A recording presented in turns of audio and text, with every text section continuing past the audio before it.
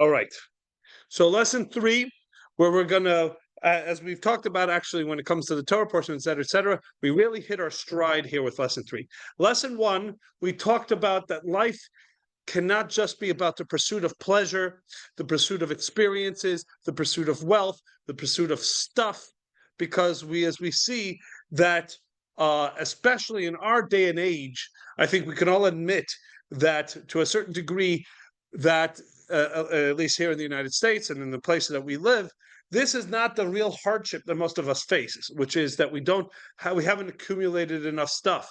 I think we can all agree that we've oftentimes accumulated too much stuff, to the fact that we have a house, a very large house full of stuff, and then most often some of us have storage units or sheds or stuff to keep more of our stuff. And yet, what the hardship that we're facing, the fact that most people feel that life is still hard, is not because we don't have enough stuff or enough pleasures in life or enough opportunities. We can have a pineapple in the middle of winter. We can set the temperature to room to be 72 degrees, not 73 or 74. We live better than kings. Kings didn't have these availabilities. They could not say, I want something from China here tomorrow, right? On my table, right? Or in a nice box, that the temperature in the room should be whatever it is. And yet we weren't happy. We aren't happy as a people. We aren't happy as a nation. We aren't happy as a general human population.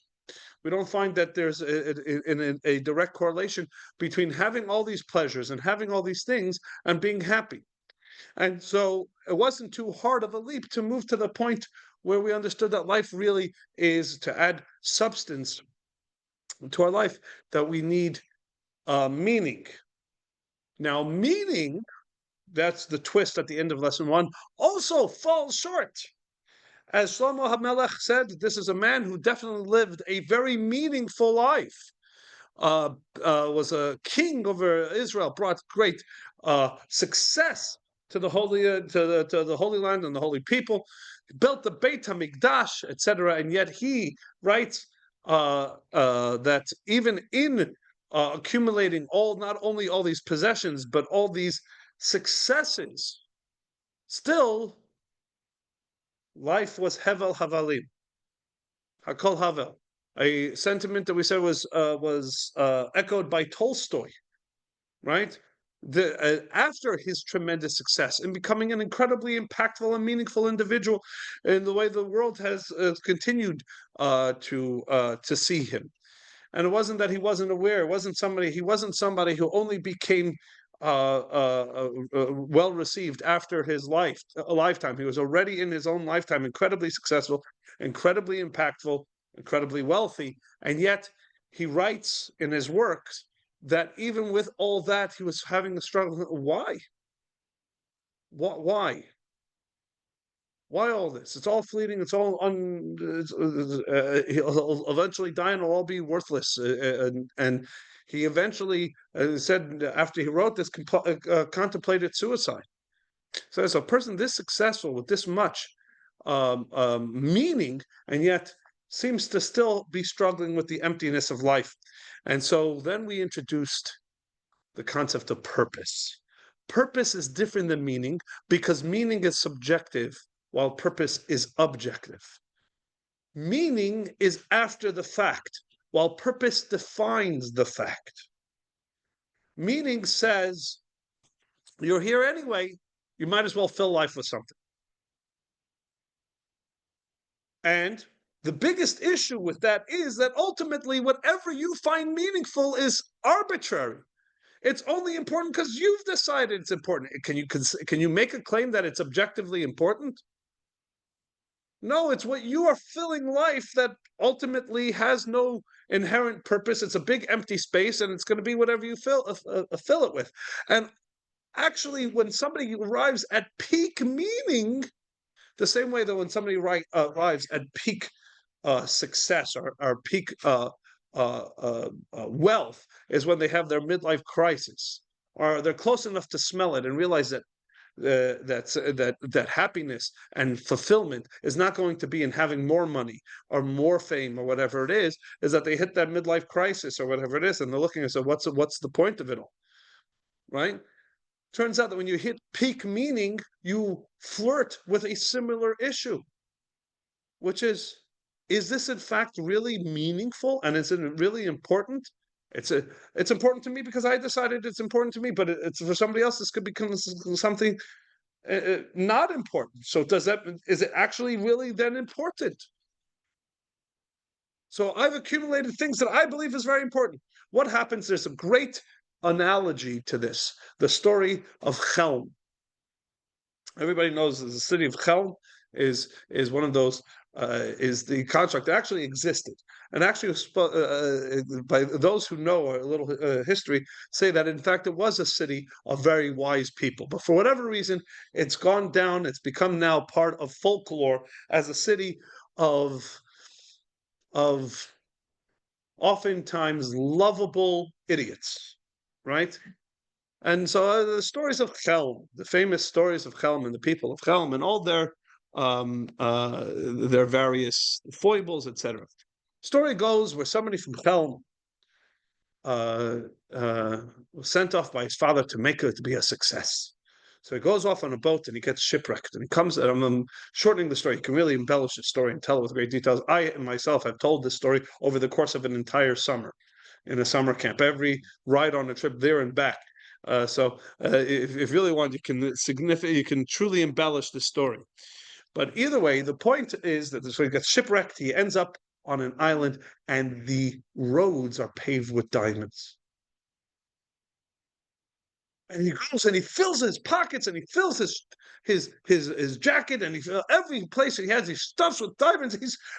He's so fabulously wealthy. So he walks himself into the first restaurant he sees on this island and he orders himself a whole meal because now he can afford it, right? And the guy brings him everything and he eats and whatever it is. And it says time to pay. So he whips into his pocket and he says, here, throws a couple diamonds down on the table, keep the change. And the guy looks at him and says, what is that? He says, the paying dollars. He says, that rocks. So we have a ton of those outside. Did you not walk all over them when you came in? That's not valuable. So he says, so what is valuable? So he says, what's valuable? Schmelz. Chicken fat. Chicken fat is what's valuable. Purest chicken fat. That's the gold standard here, right? Realizing that this is an entirely different kind of place, whatever it is, he gets pulled in. He gets pulled into this whole lifestyle. He eventually works his way up from the bottom. Ultimately, fast forward the story, he's on his way home, an incredibly successful person, and he's bringing his wealth with him back to the city of Chelm. He has an entire ship full of schmaltz. And he's on his way home to show his father his incredible success. And he sends a note ahead, telling his father, I'm coming, I'm a big success. So his father gathers the whole town to greet his son at the pier and to show him off, my incredibly successful son. As the ship nears, everybody's like, ooh, what's that smell?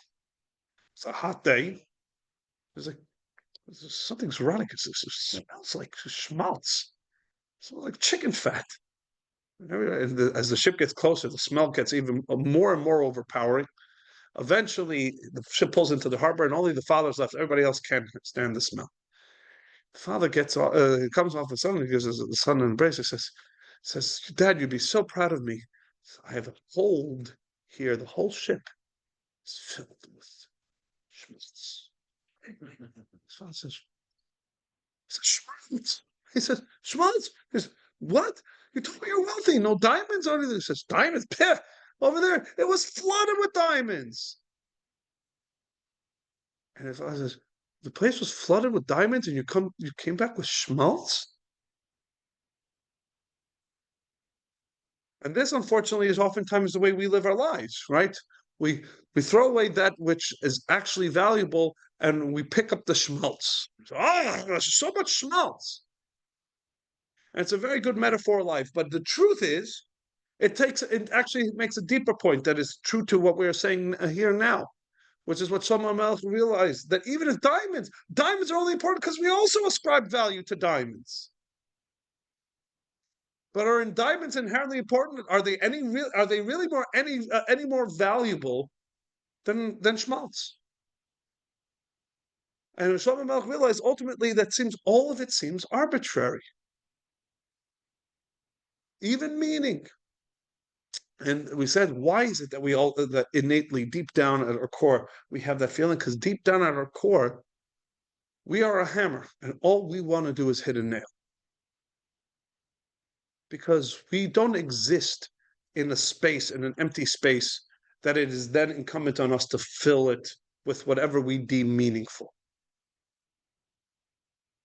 Rather, the world was created on purpose, and therefore created for purpose. And to pursue anything, even that which we consider meaningful, but ultimately does not serve the purpose and does not direct the world towards a purpose, does not fulfill our purpose, is ultimately going to then have that patina of arbitrariness and emptiness. Because a hammer can do a lot of wonderful things, can have many different experiences. Or a Torah scroll, as we play that song, right, can be put up in a beautiful display case. It can inspire many people to see a work of art from the ancient times, etc., etc. But the Torah scroll wants nothing more than to be used for the purpose that it was written, to fulfill its raison d'etre. And that is true about all of us as well. That ultimately what brings us the most fulfillment in life is not even meaning, it's purpose. And once we've, in a sense, assimilated that idea into our perspective and we look at ourselves, then all of a sudden we're looking at the world in completely different. Because today, as we said, our lesson will hit its stride, and we will no longer talk about theoretical, but we will talk about actual. We're going to start getting practical with this, because we've discussed the principle of purpose, but we haven't discussed the how. How do I now infuse my life with this awareness, with this perspective? How does this now change my day to day? How do I start living a fuller life? Well, fasten your seatbelts, because here we go. So, in order to do this, let's first look at exercise 3.1. It's on page 67 in your books. Every single one of our days are usually filled. Very few of us are walking around with literally nothing to do, right? As we can see, there's a lot of activities and tasks that are incorporated in our day. Most of these will be familiar to you, but some of these you're going to see as tasks that give your day meaning, and some of these are going to be tasks that are not that meaningful, things that you either have to do or whatever it is, but you wouldn't say these things fill your day or give your day fulfillment. So let's go through this. From 1 to 5, you can write, with 1 being of basically no meaning and 5 being of a lot of meaning. Let's go, and for those that are on Zoom and don't have the book, let's just walk through what's written over here. Your morning routine. So you have 3 things, 3 options, and then you're supposed to grade these in your own mind or write down on paper. Waking up and taking a shower, meaningful or not so meaningful, right? 1 to 5. Eating breakfast and taking vitamins or medication. Morning prayers or meditation. Moving from there to your daytime work and tasks. Doing your primary job. It could be a desk work, teaching, managing, caregiving, whatever it is that your primary day, your 9 to 5. Preparing meals for yourself or your family. Next thing, doing housework, laundry, cleaning, errands. Next thing, helping someone, a neighbor, friend, or stranger. Next, attending a study session or learning something new, right? Moving along, physical and mental health tasks or activities that you do for your physical, mental health, exercise or walking, choosing healthy meals, snacks during the day, taking time to rest or nap if needed. Social interactions, having lunch with somebody, laughing or chatting during a break, texting, calling, or messaging friends, checking in with someone. Evening and leisure tasks, watching a show or attending a concert, reading or doing a hobby, going outside, walking, gardening, sitting in nature, doing something creative like music, painting, writing. Spiritual reflective tasks like evening prayers, meditations, or Torah study, or doing a mitzvah or act of kindness, or reflecting on your day before bed. And then sometimes the special events that spice up your life. Attending a wedding, a bar mitzvah, or other celebrations, spending Shabbat or holidays with family or community, attending a cause or event that matters to you. Now, these are not going to be monolithic. How many of you put down a one, a kind of a uniform one across all these things? How many of you put down a universal of five, that they're all deeply meaningful? How many of you put down deeply meaningful by uh, taking a shower? Depends on what shower head you have. If you have the good shower head, then maybe it's a deeply meaningful, right? Right? How many of you would put deeply meaningful by your commute to work, driving down the 495 in the middle of gridlock? Right? Right? How many of you? Right? Yeah. So the thing is, our day is filled with tasks, but I think all of us would say that for the most part, some of the tasks are just the way you get to the more meaningful things. And hopefully you have enough in those events or those tasks or activities, the meaningful ones, that make your day a quote unquote meaningful, fulfilled day. But all of us definitely have those days that have been filled. And we definitely don't walk away with a sense of fulfillment, right? Where you got up, right? And the first thing you did was spill the coffee on your shirt. So you spend the next 20 minutes going and finding a shirt, only to find out you don't have any shirts. So you have to go and take a shirt out and then iron it. And now you're running late for work. And because you're running late for work, you get the speeding ticket, right? The cop pulls you over. Now you're even later for work. Now the boss spends the first 25 minutes yelling at you and then gives you busy work to do for the rest of the day because the boss is upset. And then you have to sit there and draft a letter for the rest of the day, apologizing to the boss. And now you have to take all the work home with you. So you come home and you're all frustrated, right? And so the first thing you do is you yell at your spouse, right? And then have to spend the next hour and a half making up for yelling at your spouse, right? And then by the time you're all done, you're laying there in bed and you're like, I didn't do one thing today. The day was full, but I really feel like what a day. An empty, exhausting day. Right? Have we had those kind of days?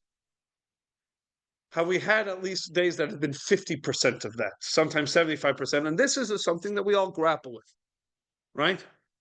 Days are not necessarily void of activity, but where the activities themselves seem to be void.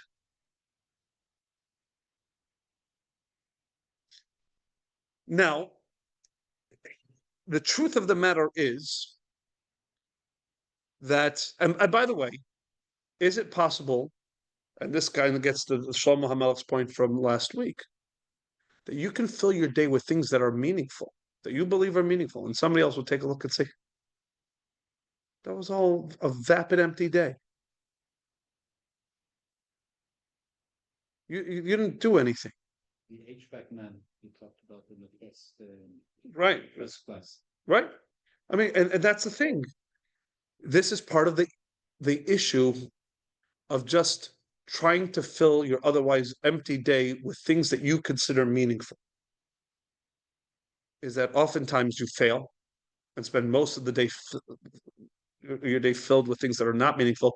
So did you just waste a day? Was that day a failure? Is that a failure of a day? The fact that today all you did was do the laundry, take the car into the mechanic because it was broken. I spent my whole day just maintaining. Is that a failure day? Or how about as I said, you spend the whole day doing things and then you share it with your friend, and your friend who's a little less polite and a little bit more blunt than necessary says, "Oh, so you didn't do anything today." There's a a great joke that somehow seems to be relevant in nearly every course because I find myself referencing it in every course, each for different reasons. But a man comes home from work, it's done, put in serious, made some important deals and whatever it is, comes home to his homemaker of a wife, right? Just sits around the house all day, right?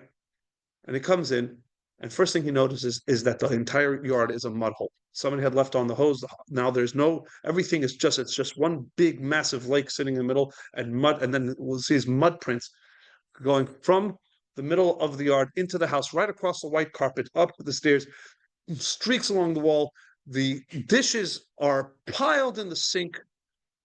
The dog is running around, just has gotten to everything, into the pantry, whatever. Food's all over the floor.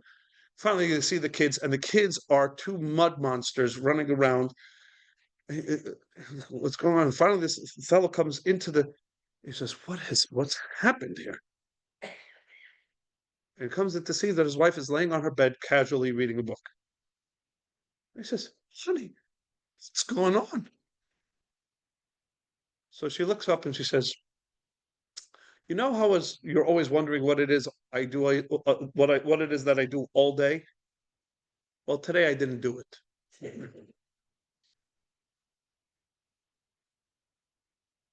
So who defines, right, what's considered productive, who meaningful, etc., etc.? But all of us have that thing. Am I living? Am I maintaining? Am I just going from, from one peak of a meaningful task across 7, 8 hours of non-meaning? And the answer is that with this shift of perspective from last week, all this changes. So let's revisit one of the points, kind of the key point that we made last week. I want to ask you something. If you walked into a classroom, would your assumption be, and think about this because this is a very important exercise, that this room existed, right? And then somebody came in and say, I have a room here. It's got a blackboard and has desks all facing one direction and chairs and some chalk. So you know what? Because this room exists, I might as well teach in it. Right? I mean, a room just exists, and it kind of looks like the most conducive thing we can do in this room and that is why a teacher is teaching in the classroom, because literally an adult was walking with a posse of kids. They came across this room and they're like, this looks like a room that we should do some teaching in. Or are you going to understand the opposite? There was a great need to educate children. And so they said, let us create a space that is conducive to teaching. And so in this room, in this space, we're going to create places for the students to sit and pay attention, facing forward. And then we're going to create something on the wall, or puts there something on the wall where the teacher can impart their wisdom in a visual presentation, etc., etc. Obviously, we'll understand that the purpose comes before the system. Right? It's not like somebody came across this big bowl of a space with tens of thousands of chairs and a big green patch in the middle and says, let's play a game in this space. Right? Otherwise, it's sitting around doing nothing. We might as well play a game in this space. It's the old joke about a fellow in Russia. He sees a long line. Right? So, and what do you do in Russia if you see a long line? You get on the line. Right? That's what you do. You stand on line. So he gets on the line. He's waiting. He's waiting. Now, he's more impatient than most Russians. So after 2 hours of waiting on the line, he taps the person in front of him. Says, what are we doing? What are we waiting for? What's this line? Guy in front of him said, I don't know. Says, you don't know. So why are you waiting in line? He says, I'm waiting in line because I saw a line. So I got in line. Says, okay. He taps the guy in front of him. He says, do you know why we're waiting on this line? I said, no. I said, so he goes to the guy in the front of the line's got to know what we're here for. So he goes all the way, walks all the way to the front of the line, and he sees the guys waiting. He says, excuse me, sir. He says, what are we waiting for? Yeah, the front of the line says, I don't know. He says, you don't know? What's going on here? Everybody's waiting behind you. What are we waiting for? Why are you here waiting? So I'll tell you the truth. He says, I was walking down the street, and I bent down to tie my shoe. And when I stood back up, I see this whole line behind me. So I said, wait a minute. If there's a huge line behind me and I'm at the front, I'm going to be the one to leave? Now, why is this such a ludicrous joke? Well, it's because that is an example of a system without a purpose. We're all waiting online, but we have no clue what we're waiting online for. That's an impossibility. That's ludicrous.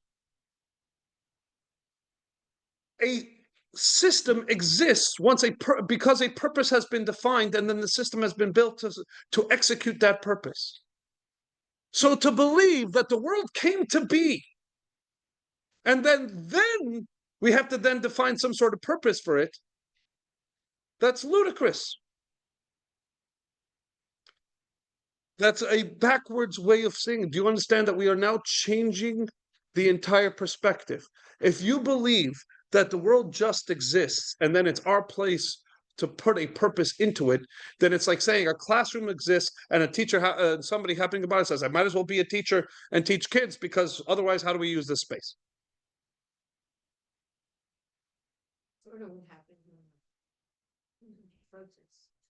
Well, I'm not going there.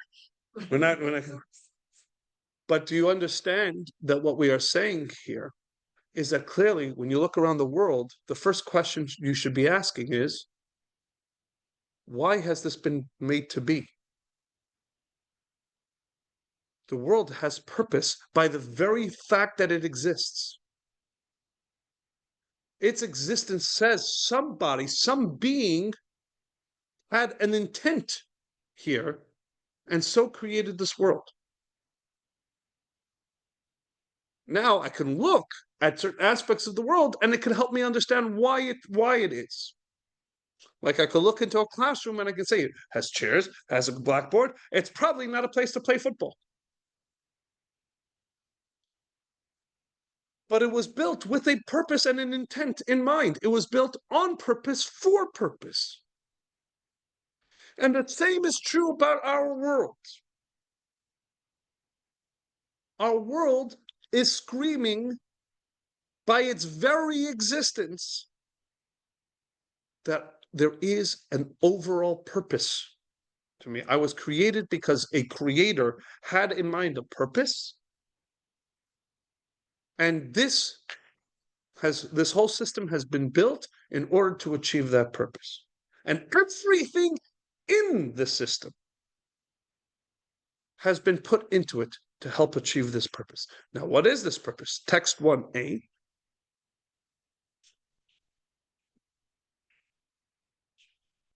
Olma Shebara HaKadosh Baruch Hu Ba'olamo Lebro Elo Lechvodo. Everything that God has created in His world, He's created only for His glory, as it said. All that is attributed to my name, for my glory, I have created it, I have formed it, I have made it. Everything in here, in this existence, is here to bring glory to Hashem, to bring glory to God. Everything in existence. And that, by the way, includes us. We are Rezan De'etra, our existence, our purpose for being is to bring glory to our Creator. Text 1b. God is the purpose of all beings and all things, for everything was created to serve His glory. Thus, God is the sole purpose, and therefore there is no purpose but Him. King Solomon of blessed memory similarly concluded in his work, the end of the matter, right, as this we already quoted from Kohelet, right? The end of the matter, after everything has been heard, is to revere God, observe His commandments, for this is the entire human. This means the entire universe was created only for this purpose. The universe was created for humans, and humans were created to revere God and observe His commandments. Considering that this is the sole purpose of all humans and the entire universe, it is fitting that we each make this our sole purpose. So ultimately, our entire existence, from the moment we are born to the moment we die, from the moment all the time that we are awake and all the time we sleep, together with all of existence, are engaged in one symphonic purpose. The very reason we were created, which is to bring glory to God. And He tells us how to do this. He provides the instruction. How do we give glory to God? By fulfilling His mitzvot. And we're going to talk about why that is the case shortly. But let me explain to you, this is a huge shift in perspective. This is a huge shift in the perspective of this world and your role in it and the way you are to live your life. Because now what we are saying is that the emptiness that many people feel, even with a full life, is because they have a mistaken attitude, which is that life is there to serve them.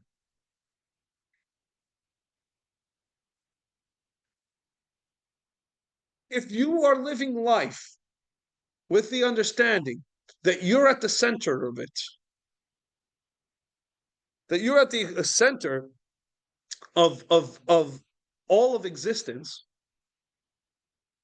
that everything that's around you, that as far as you're concerned, really think about what you're saying. As far as you're concerned, everything here is to serve me. That my perspective is ultimately, why am I living life? To add meaning. Meaning for who? Meaning for me. Or pleasure for who? Pleasure for me. So you're saying everything here is for you. Then of course you're going to feel empty, because that's wrong, inherently wrong, and inherently incorrect. How many of you would be shocked to find out that you're not at the center of the universe? As long as you're not a high schooler, right? Right? That shouldn't come as too big of a shock. Well, if you live life with that attitude, no wonder it's going to feel empty, because you're living an illusion. If you're living your life where everything should flow to you, that everything you engage in should be about bringing you fulfillment, bringing you meaning, then you are saying that the way that life is meant to be lived, my perspective on the universe is that I should be at the center of it.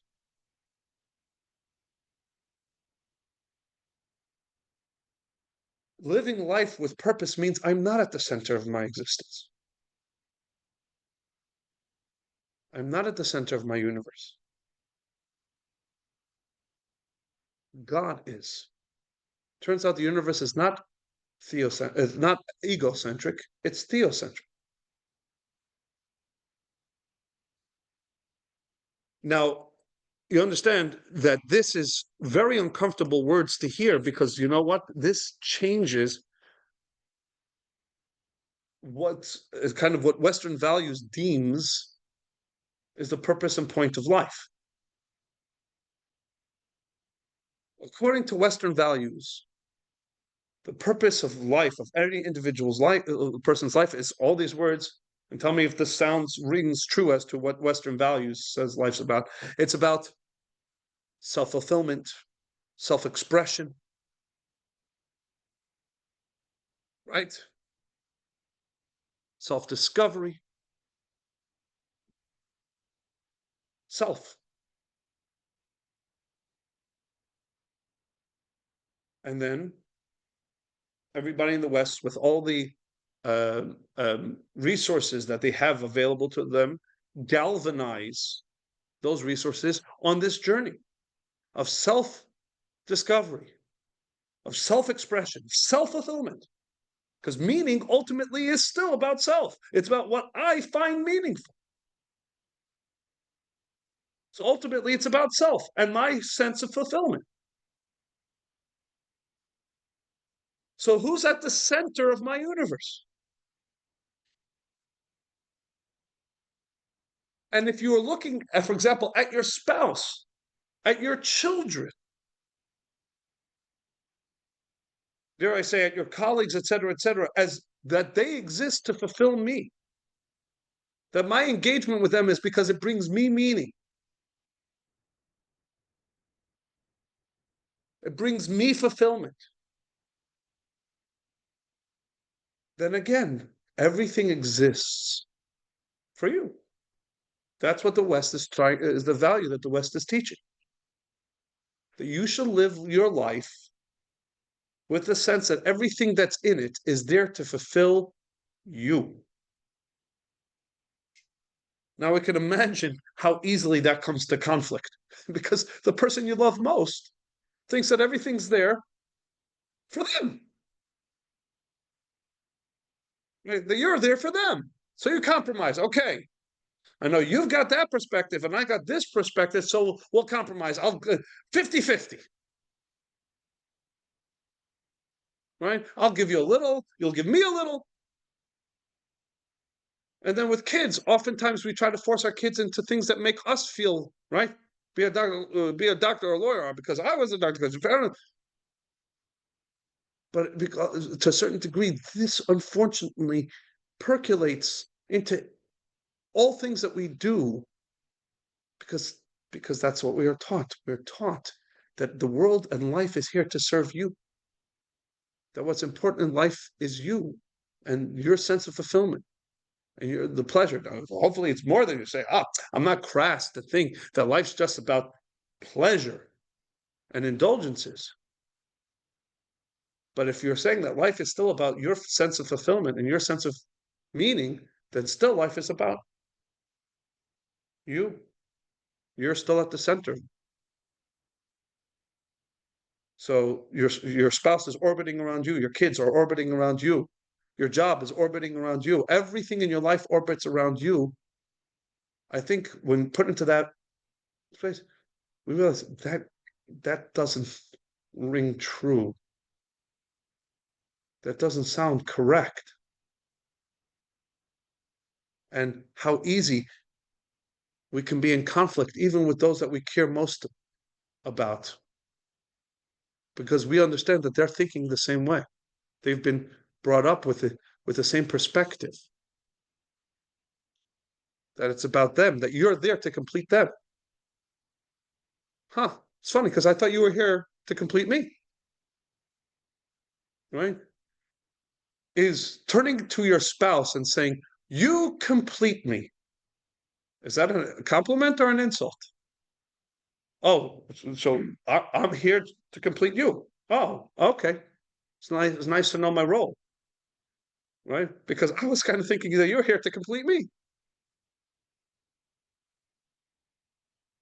And this is what Shlomo HaMelech is pushing back on, and what Leo Tolstoy was finding very unsatisfying. Because here's the uncomfortable truth that results out of that. If all of life it's all about me, how important am I already? So then how important is life?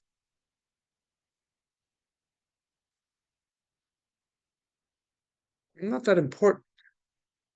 And if it's all centering, if all of life is about me, this is one of the reasons that so many young people choose to throw away their life,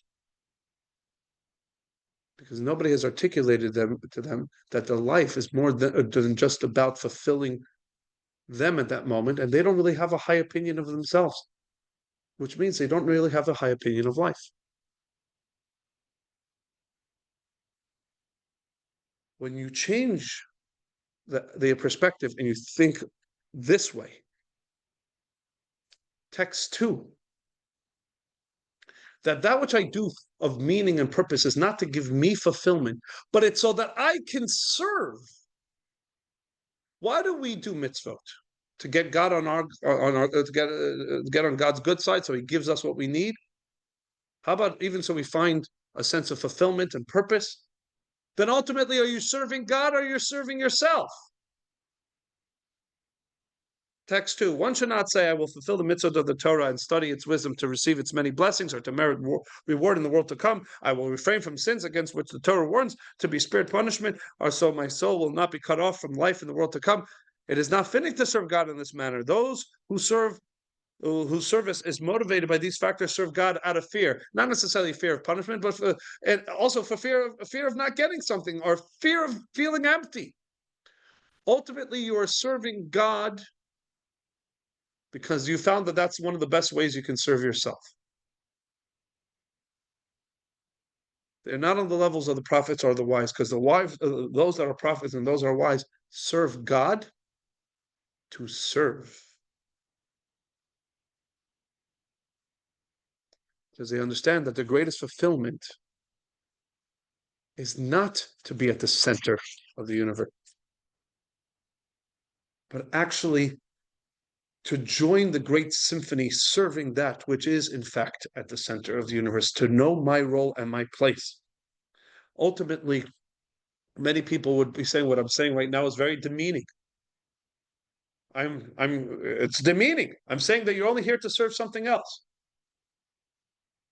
What? Dignity is to assume that you're at the center of the universe and everything around you is there to serve you? Dignity is to have what we know would be a mistaken understanding of who you are and your place in the universe. That would be dignity. Or would actually transcendent me would actually be quite transcendent, quite elevating and dignifying to say you're important even before you were born. Your importance doesn't lie in how many stuff you accumulate or how many meaningful moments you've put your label on. Your importance was already defined by the very fact that you exist. And there's a role you can play that only you can, and you're here to serve. If you think about the people that you see as the most dignified, they're people that serve. They're people that devote their life to service. Those are the most dignified people. You say, wait a minute, they shouldn't be the most dignified people, so the person who gets served. No, turns out actually that to devote yourself to understanding that I'm here to serve is actually the greatest dignity, because ultimately that then defines your importance.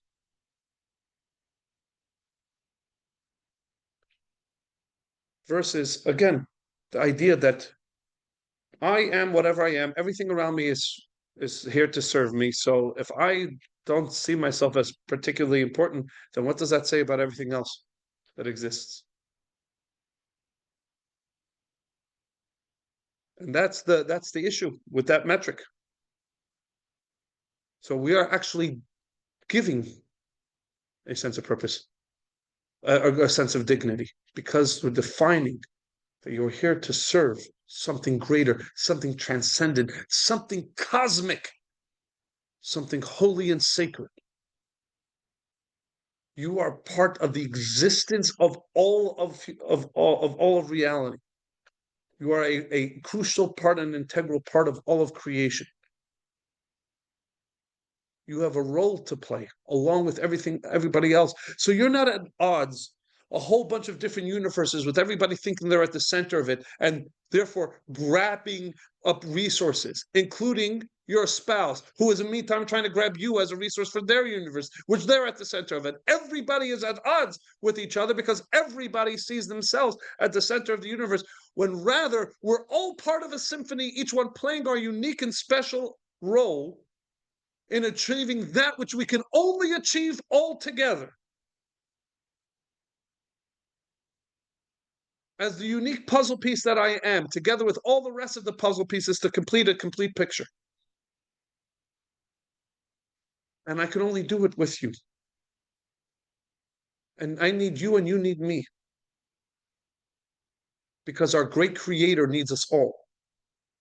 That's incredible dignity.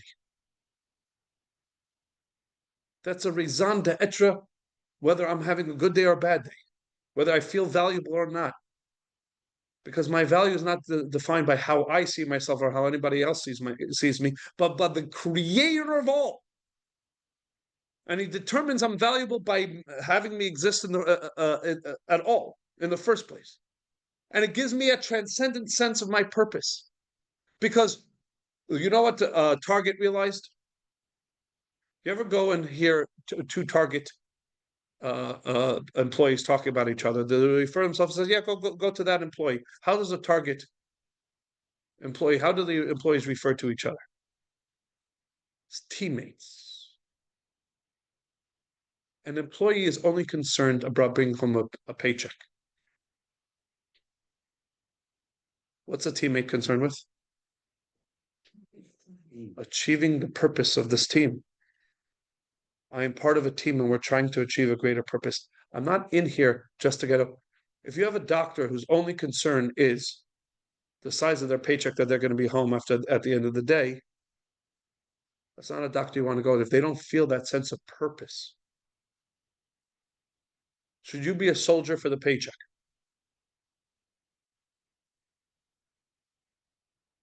Because then who are you serving? The highest bidder, and ultimately you're serving yourself. So are you really serving?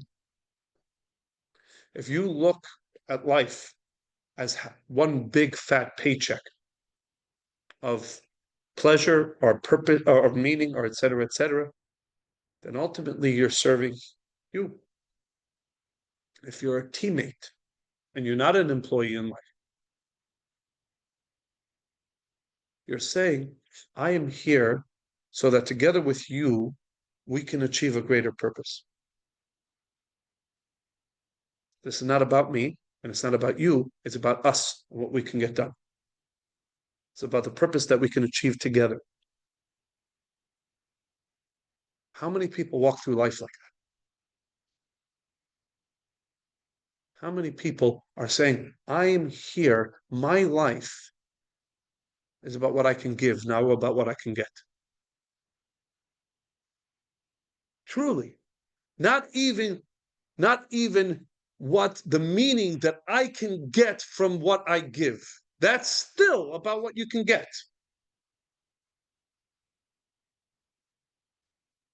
Rather, if your attitude is, my entire purpose here is to serve,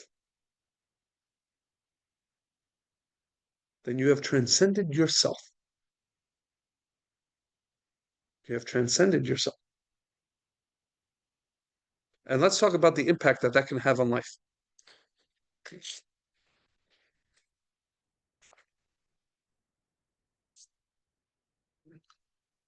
First of all, where does that put us in terms of the great? If we say and we understand that we, human beings on this world, are here to serve the grand scheme of creation, does that put us on the fringe? Are we on the fringe of purpose? God created a vast universe, not just a physical, but a spiritual one, many, many layers. Where do we present in this entire thing? Where do we factor in the grand purpose of it all? Where are we on the symphony? Are we that the 15th violinist all the way at the edge? Where do we sit in this? Well, does it make sense that we're the first? We're the lowest of all the worlds. We're the dregs. We're the basement. How do we know this? Because in spiritual, Kabbalah tells us there's the world of Atzilut, right? Then Bria, then Yitzira, then Asiya, and then Asiya Tachton, our physical lowest world. Angels, our angels, would you believe angels are higher or lower than us in the hierarchy of existence? Well, they're higher spiritually, right? And they are from higher realms.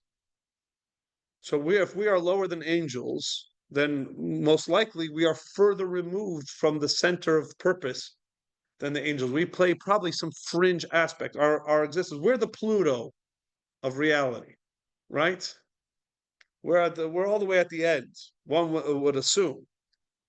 But then here's what is fascinating. In defining purpose of all of creation, even the highest and most spiritual worlds, text 3. When God created the world, he desired to have a dwelling place in the lower realms, just as in the higher realms. This physical world, this lowest realm, is the fruition of all of the construction of everything that preceded. You know the old expression that says, that when you're looking for something, you'll always find it in the very last place you look. Why? Because once you find it, you stop looking. Right? Once you've achieved your goal, you stop. the fact that we are at the very end of the whole creation process tells us what? That where do we figure in the creation purpose? We're the main point. We're the main point of creation. Because if God had a different purpose for creation, he would have carried on after he finished creating us. He would have created the next thing and the next thing till he eventually got to the thing that he was really creating the world about. And then what would he have done when he created that thing? Stopped. So when God created the higher realm and then continued to create and then created, when you are digging, right? How do you know, how would an outside observer know that you finally found what you're digging for? You stop digging. We are the world where God stopped creating. He says, boom, he created us, says, there we go. Why? Why would God want our world? Why would God want and say that the entire purpose of creation is to have a dwelling, a presence in this world? What does this world give God that a higher world can't? The answer is you're asking that question backwards. What can a higher world give God that he doesn't already have? What do you give the God that has everything? What was God missing that he started creating the world in the first place? Is there anything in the highest level of spiritual heaven that gives God anything that he wasn't already before? God is 100% godliness, and that first world is 90% godliness. Well, guess what? That's for us, that's huge. But for God, that's just a 10% deficit from what he was before he created that world. That world gives him nothing. It's just a more mediocre expression of him. How about the world under that? 80% godliness. We're not getting any better. Each of the worlds adds nothing to God except one world. This world, at the end of the line, has something that it could give God, that God doesn't, quote unquote, have without us being manifested. What do you give the God who could do everything, could achieve everything, has achieved everything, has done everything, cannot fail, ever?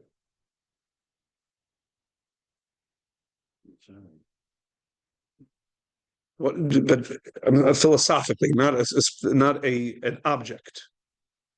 What is the thing that we can give God? You're getting there. Triumph. Because can you triumph if you can't fail? Would the Washington Commanders feel very proud of themselves as they beat up on the elementary school football team from down the street? Well, actually, the way the Commanders are playing, maybe.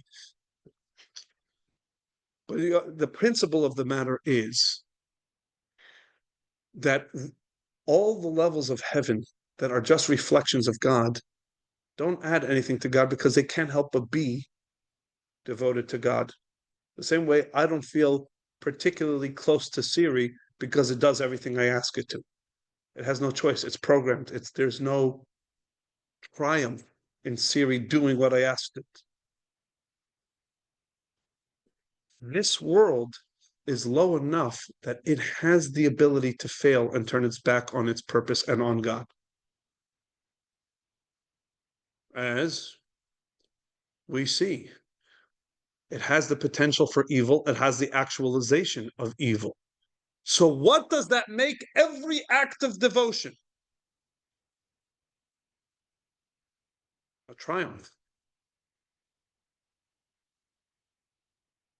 That's something that God doesn't have until he has opposition. The perfect God doesn't have failure and therefore doesn't experience triumph.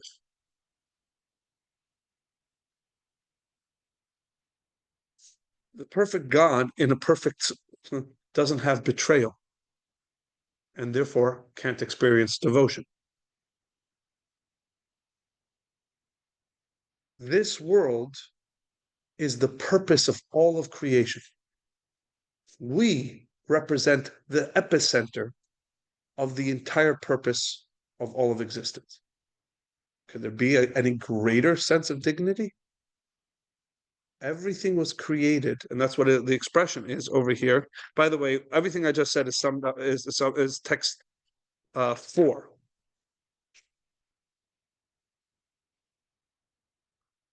Text 4 says what I just said. That about this world, the uniqueness of this lowest world, that it brings to God something that no world above us brings to God. It brings to God triumph in the face of failure, light in the face of darkness, devotion in the face of betrayal. And how do we do this? How do we fulfill this? How do we show God? What are our acts of devotion? What are our acts of light? Now we know why mitzvot are so important. Because we take something of this world. I pick up a piece of cake that I could eat as an act of destruction. I can negate God's presence. I can eat it purely for my own indulgences and devotion and serve myself with it, and it'd be unhealthy. And so I will also do damage to the body. I can eat that piece of cake. It has the potential to be a failure. Or I can lift this piece of cake and make a bracha on it, acknowledge God, thank God for it. And all of a sudden, this becomes an act of devotion. Something an angel cannot do. Something God cannot do for himself. But I can do it for him.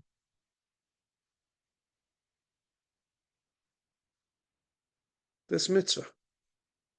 That's me making a bracha on the piece of cake is the reason all of existence is here. How crazy is that? It's not here to serve me. It's here to help me serve God. It's here, as it says, as the expression is. Trying to find the quote in here. Here it is. Text 6. The Talmud comes to this fascinating conclusion. Page 80.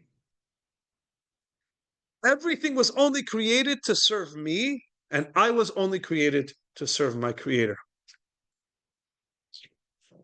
That's the central role we play.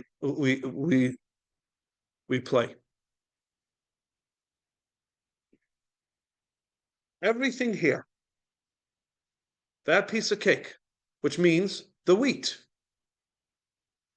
which means the sun and the moon and the stars and everything that helps all this grow, and the angels and all this are in place for me to be able here in this world, in a world that has the potential to fail, to have that moment of triumph, something that God couldn't have before he created the world and brought it all the way down to this moment. I have the opportunity to serve God and to give a purpose not only to myself, but all of creation. Now, what is particularly amazing about this perspective is then you view the whole world differently. Everything in this world has meaning. Now, you're here. This is a show, right? It was created to be a show. That's the purpose of why it was created. So when you look and you're looking around it, and you say it's a big empty room, there's a reason for that. So we can fit as many people. There's a big cabinet in the front. There's a reason for that, right?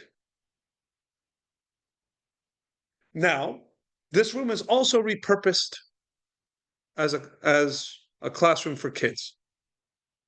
In its repurposed state, because and when you have a room that's repurposed, there could be things that have no meaning, right? For the classroom, does it benefit the classroom at all that there is a big cabinet in the front?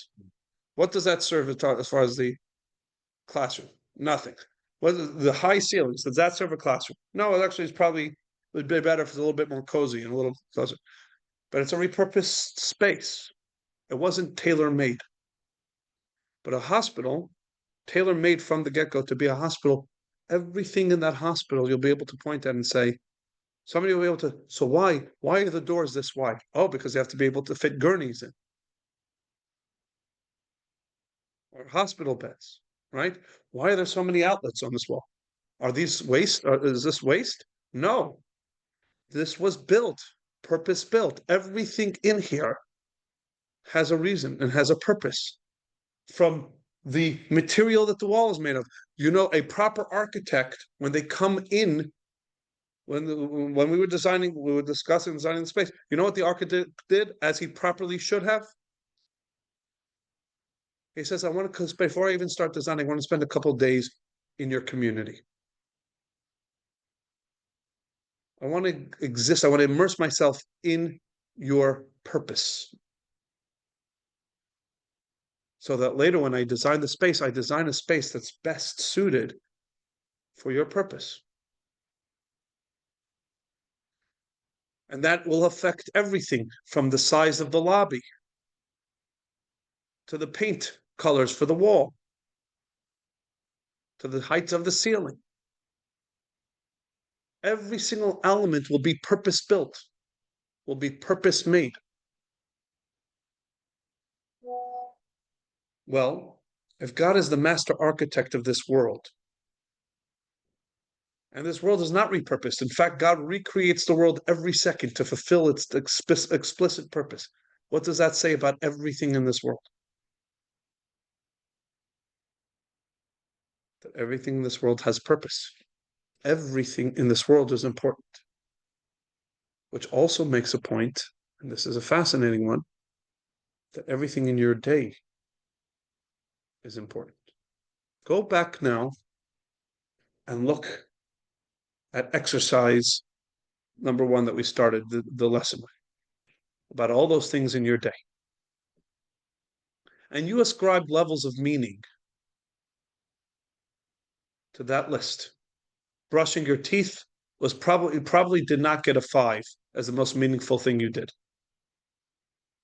in your day. But if you now understand that you and everything about you and this world and everything about this world is serving a purpose, then brushing your teeth is a part of your sacred duty and is a sacred and meaningful task. And taking out the garbage becomes sacred and holy and purposeful. Because if you don't take out the garbage, then your space is not clean and it's not orderly, and you can't properly function, and you can't serve God in such a space.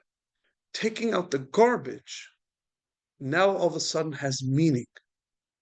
Everything you do in your day can be imbued with meaning and purpose. And that is only possible if you take this perspective. If you understand that you are here to serve, and everything here is here to serve, and everything is purpose made, God tailor-made everything in this world, then when you look at something, you're not seeing something that has no purpose or has no meaning. You're looking at something that has a meaning from the Creator himself. And then it's now up to you to go figure out what that purpose might be. But there's nothing in your day that doesn't have purpose. It's just how you choose to see and frame things. Because everything is brought into this world by the perfect architect who has a purpose for everything. So brushing your teeth, doing the laundry, dusting the shelves, all this is purposeful. You had a very full, purposeful day if all you did was maintain. But by maintaining, you created a space in which you can function, right? One of the most famous viral videos that's been going around on the internet is the commencement of address of one Admiral McKnight. If you haven't seen this yet, Google it. And he's talking to an Ivy League class as they are graduating and about to take on the whole world and change the whole world. And this is one of the admirals of the U.S. Navy, incredibly successful person and the leader of men, etc., etc. And do you know he says the most important thing you can do in your day? Very good. Make your bed.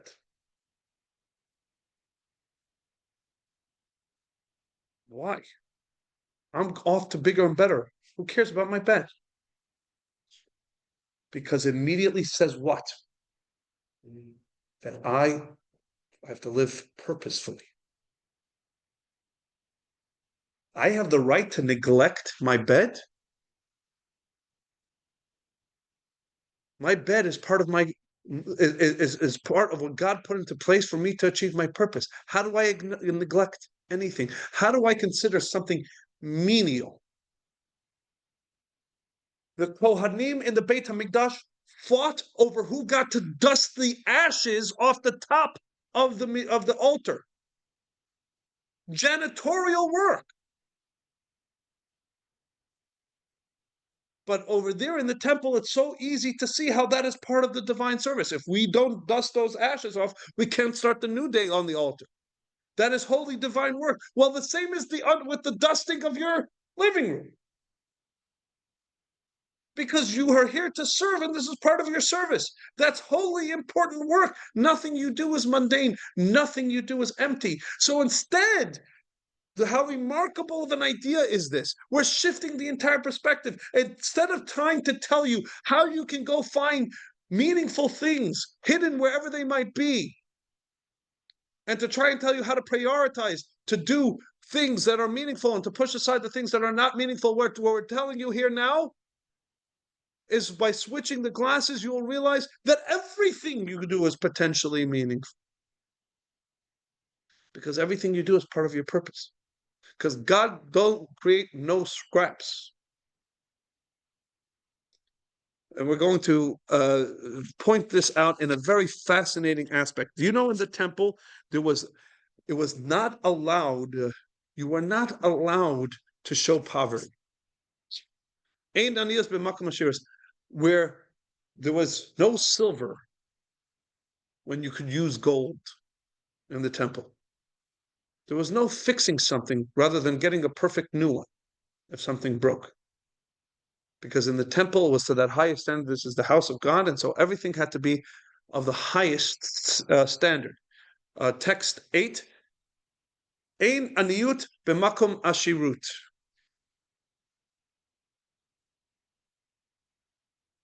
There's no place for poverty in the place of wealth. This is the Talmud always would then challenge if there was a certain utensil that was made out of marble instead of gold, a table that was not a gold top table. The Talmud asked, why marble? Why not gold? You say, well, what do you mean? Because marble's nice, marble's functional. This is one. No, because if this is the temple, then the standard is the gold standard. So why marble? So there always had to be an answer. Why this over that? Because as a general rule, no signs of poverty are compromised, are skimping, when otherwise you can do it beautifully and with more gold. Because Zekeli Van Veel, this is my God, and I glorify him. And yet, here's a weird thing. In the days when the temple had to be mobile, right? The days of the tabernacle, there was plenty of gold and plenty of money. And yet, to transport the entire tabernacle, how many wagons were made? You would say hundreds, right? To give you a sense of the amount of stuff that needed to be transported, this 50 massive gold-plated pillars per wall. Each one of these pillars or beams stood 15 feet tall. That's almost to the ceiling. 50 of them. Made of cedar, coated in gold. Under each one were two sockets that held it in place, pure silver, 100 pounds each. That's how much they weighed. Two of them under each one of these 50 pillars, of the 50 beams. And then poles that had to go through and hold these beams upright, etc., etc. How many, not to mention the skins that had to cover this entire massive mobile temple. How many wagons were used to transport All of this. Text 9. The leaders of Israel, the heads of the families, they were leaders of the tribes, the ones who stood over the census, presented their offerings. They brought their offerings before God, 6 covered wagons and 12 oxen. A wagon for every 2 leaders and an ox for each one. They brought them before the tabernacle. A total of 6 wagons to transport all of this stuff. Why couldn't they do it with 30 wagons? Well, they couldn't afford it? Of course they could afford it. And if the general attitude is in the temple, the what's called the cost is no concern. Spend what you need to. Spend whatever you need. They couldn't get 30 wagons. The key answer to that is that word: spend what you need. Because even with all the wealth, this is productive wealth, purposeful wealth. You know what is an insult to God and to all the resources that he has? Waste. Were more than 6 wagons needed? No. All of it was able to fit exactly. It says they were able to measure out and exactly make it work in 6 wagons, which would mean that a 7th wagon would be what, essentially? Waste. It wouldn't be a sign of wealth. It would be a sign of excess or waste, the idea that something doesn't really have a purpose. And that is antithetical to God and an insult to God, which is why one of the things that every Jewish mother has ever taught their child about eating on their plate, and right? Everything, right? Even if we could afford to throw it out. This huge aversion, right, to wasting. Right? And now we're past the days where tomorrow we don't know if we'll have enough food. We'll have enough food tomorrow. Right? Why? Why is it? It's called, actually in Judaism, it's called bizui oichel, insulting the food. Text 10. Although the service in the temple was carried out with richness and grandeur, there was never any waste. God forbid. It was clear that every detail served a specific function and fulfilled the unique purpose for which it was made. That's why if 12 oxen and 6 wagons of a specific length and width were enough to transport the tabernacle, there was no need to bring more. Any surplus materials had to be directed towards another need within the tabernacle. It is an insult to God. It's an insult to the very concept of creation. Because the way God built this world, it was tailor-made for purpose. Everything in it, down to the most minute thing, has a purpose. Can you imagine you live your life like this? Everything you do and everything you have. And, by the way, the person standing next to you also. And even that bum on the street. All have a purpose, and all deserve to be respected, because God does not create any scraps. God does not create it. Maybe this person's purpose is to awaken in you a sense of compassion, until you can help that person turn around, and then that person can help somebody else because of their life experiences, etc., etc. But if you're not even allowed to waste one extra plank of wood to create another wagon, a 7th wagon, for God's sake, so we don't have to really pile in everything so exact. We're spending all this money. Every beam is coated in gold. With one small amount of that, we can build another wagon. But you're missing the point if you do that. You have just introduced excess or waste into a temple that is supposed to be the epitome of the purpose of God in this world, that is purely antithetical, where nothing was created with any sense of waste. Do you know that, as far as Judaism is concerned, everything needs to be treated with respect. You know what has to be what is considered the worst type of theft? The theft of time. If we understand that everything is a purpose, then the greatest resource we have is the time we are given to achieve purpose. And if you make somebody wait, right, maliciously, or even just negligently, then you have stolen from them a resource that they can't later replace. You have just introduced into their most precious resource the concept of waste. You've wasted their time. I had a teacher that says you have just committed chronicide. It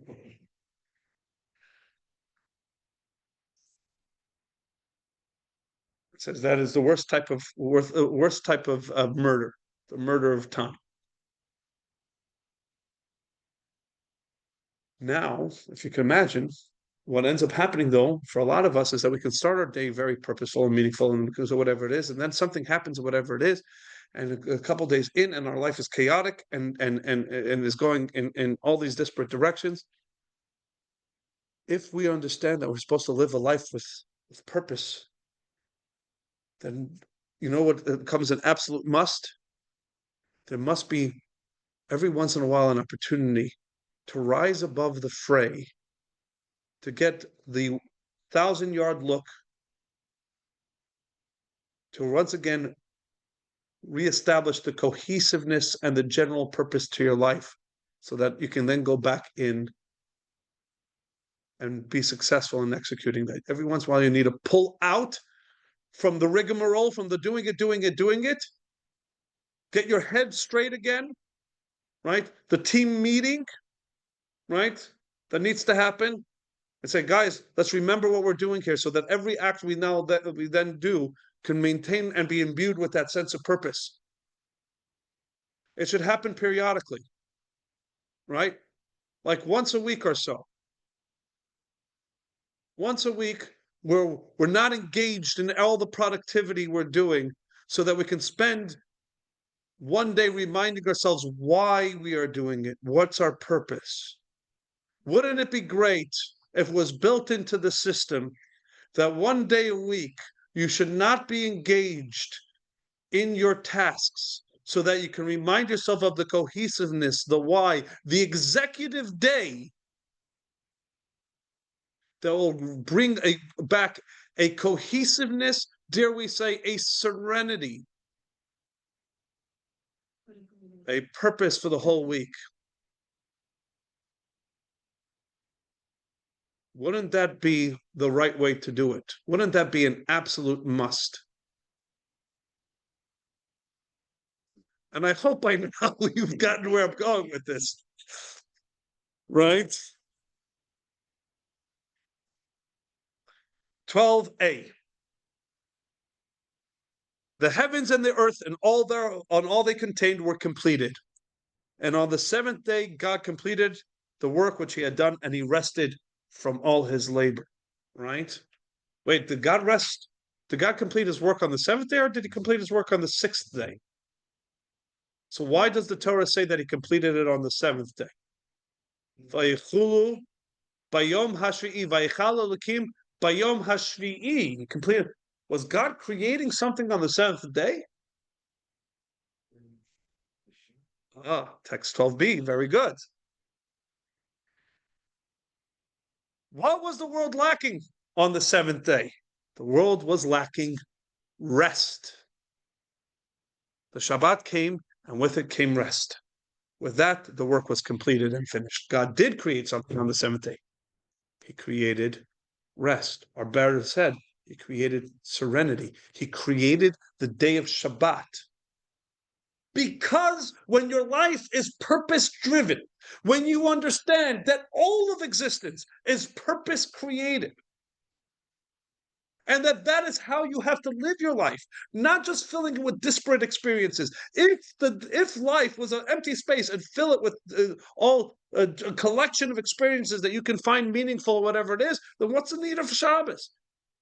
Every day you should be filling with the meaningful experiences. And if your meaningful experiences is taking it easy, sipping a tea, resting with your family, etc., and that's how you define Shabbos, yeah, but then Shabbos doesn't have a purpose. It's just a shift of focus.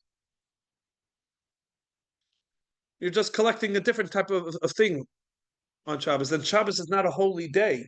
It's just a day to collect different things. But if your whole perspective has changed and you realize my whole existence, everything's whole existence is to serve a purpose, and we all do it in a great symphony. And my brushing of my teeth, and my dusting of the floor, and my davening in shul, and my learning class, and my fixing of the car, all is there to be in place to facilitate my purpose, the purpose that all of existence is helped to facilitate, that I'm doing in tandem with you, etc., etc. Then my life has a cohesion and has a serenity.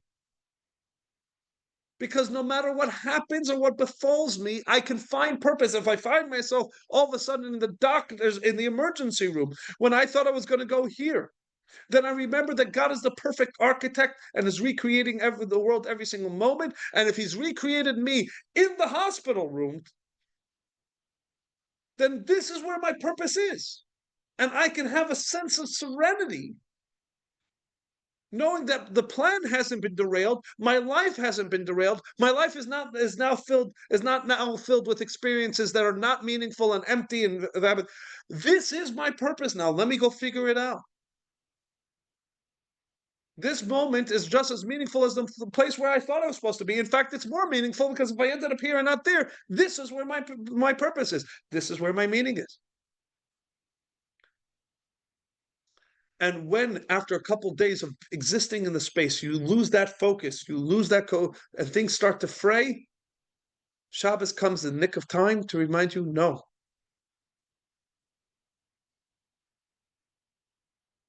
Shabbos comes to remind you, to give you that moment to back out.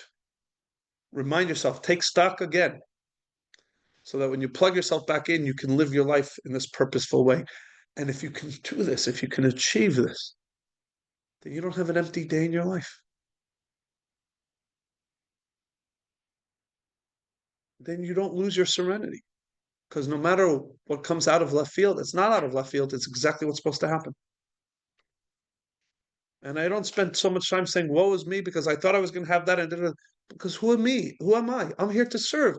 If this is the direction I'm meant to serve, then this is the direction. Rabbi Yitzi Horowitz was one of Chabad's most talented and vivacious Chabad rabbis, charismatic rabbi. I was always, when he came into party, he was an incredible dancer. Truly. Everybody knew. He showed up to the wedding. Oh, that was it. The wedding is now on this guy, and he had a great singing voice. He was a very talented guy. And then God hit him with ALS. And he is now in the coffin of his own body. The only thing left moving is his eyes.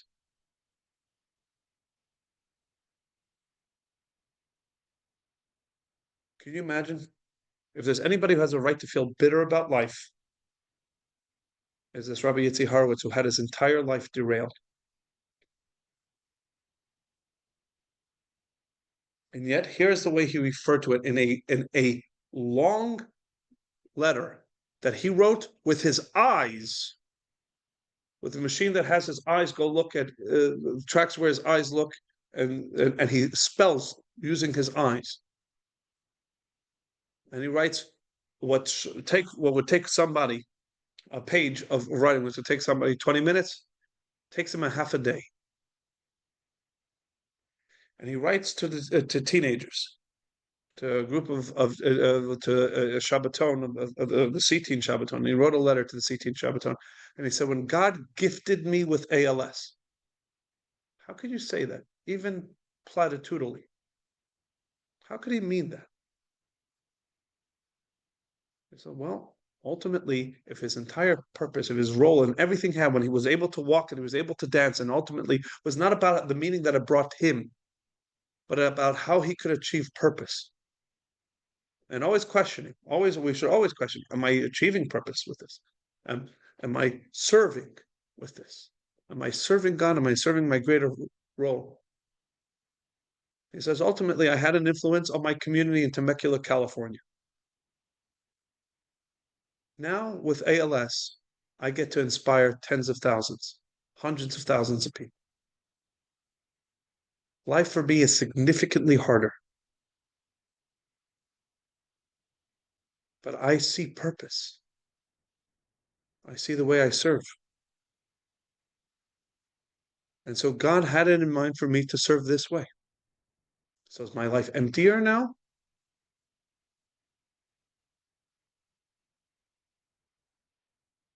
Or is my life now clearer, more in focus, and my sense of purpose something that I can work at every day, even if it seems to be at a slower pace than most other people?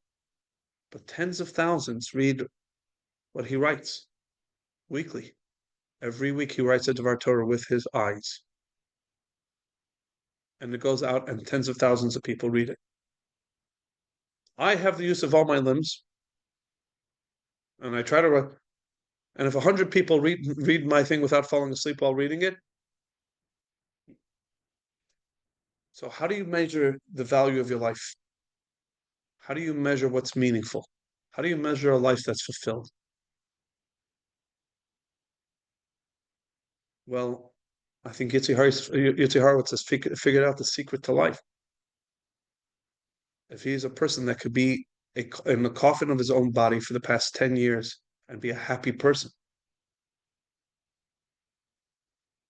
person who feels fulfilled, then he's got a couple steps on me. And it's because he is living the truth of this.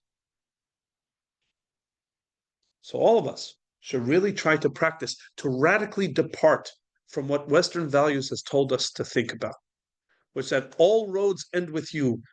Do you want to be the dead end of your own life? All roads end and stop with you. That's what what Western values teach you. Everything is there to make you feel happy, to make you feel pleasure, self-fulfillment, self-involvement, self, including all the people you love and care about. They're all there in your life to serve you. And therefore, when things don't fulfill you, then the day is a failure. Today was a failure. Rather to say, I'm here to serve.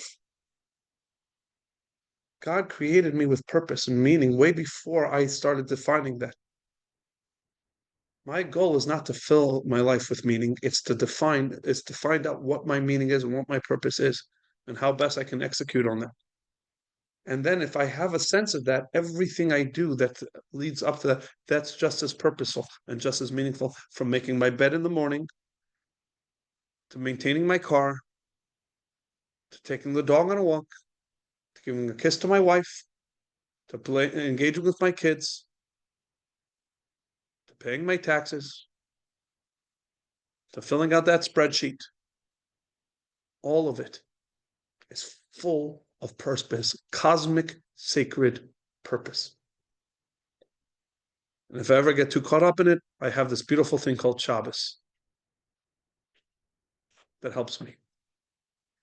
Next lesson, we're going to talk about how do I find out my unique purpose? Because ultimately, we're each created a little bit different. We're each our own puzzle piece.